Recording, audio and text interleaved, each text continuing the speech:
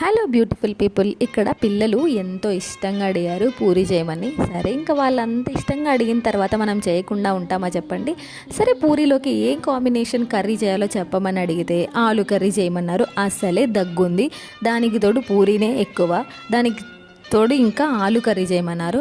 ఆలు తింటే నిజంగానే దగ్గు ఎక్కువ అవుతుందా? అలాగే నొప్పులు కూడా వస్తాయంటారు, కాళ్ళ నొప్పులు కానీ ఇట్లా వస్తాయంటారు. అది కూడా నిజమేనా?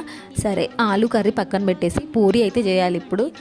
ఇంకా దగ్గు రావడమా రాకపోవడమా అనేది ఈ పూరి పుణ్యం అనమాట.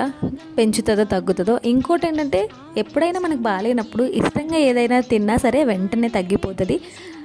నేనైతే అది నమ్ముతాను. నాకు ఫీవర్ వచ్చినప్పుడు మంచిగా మంచూరియన్, ఫ్రైడ్ రైస్, ఏదైనా బయట ఫుడ్ తినాలనిపిస్తుంది. అది తినడం తప్పే అనుకోండి, కానీ నాకు ఎందుకో అలాగా తినాలనిపిస్తుంది.